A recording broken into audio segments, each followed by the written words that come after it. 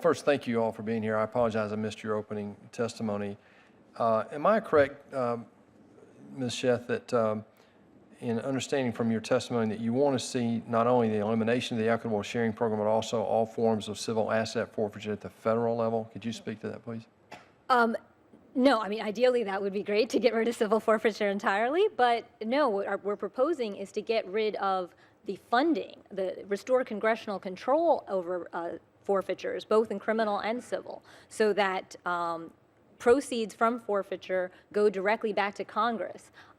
For this body and the House of Representatives to decide how that money should be spent, not the Department of Justice or Treasury. So if it comes off the table or is reduced dramatically, what are the top 2 or 3 reforms that you would see to the current system for the Institute for Justice that you guys would like to see?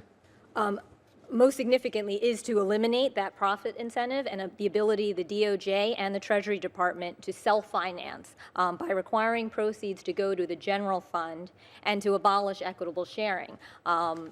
Equitable sharing was enacted back in 1985, and at that time, state and local law enforcement didn't have their own state forfeiture laws, so there's no reason why they need to rely on federal laws to do an end run around their own state laws. Additionally, we should restore the presumption of innocence by placing the burden of proof on the government to show that the property owner actually was guilty or was a drug dealer or was somehow involved in a crime. We should also provide a right to counsel, especially for those who can't afford counsel. Without the assistance of counsel, Mr. Caswell might have thrown in the towel and settled that forfeiture action.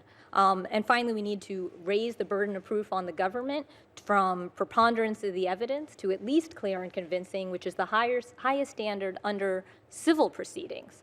And finally, to clarify the mens rea requirement for structuring and also provide for a prompt hearing, which not just for criminal forfeitures in the context of Cayley, but also in civil forfeitures, so that property owners have an opportunity to contest the seizure of their property.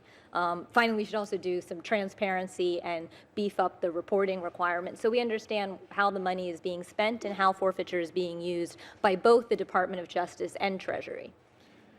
Could you give us your observations on the Cayley decision from the Supreme Court last year as well, briefly?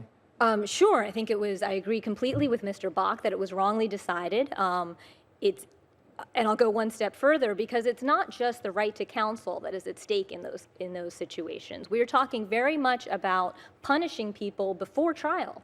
They have not been judged to be guilty by a jury, and their assets are being taken, property is being taken from them without that finding of guilt, and they have no opportunity to contest that. And so beyond just they should have an opportunity to contest the seizure when that money is needed to provide counsel, what about the person that needs that money to pay their rent, that needs that money to pay their utilities or pay their mortgage? Are they supposed to be penalized without any sort of opportunity? So Cayley should have been decided in terms of the Sixth Amendment right to counsel, but also, more importantly, the Fifth Amendment right to process to protect property.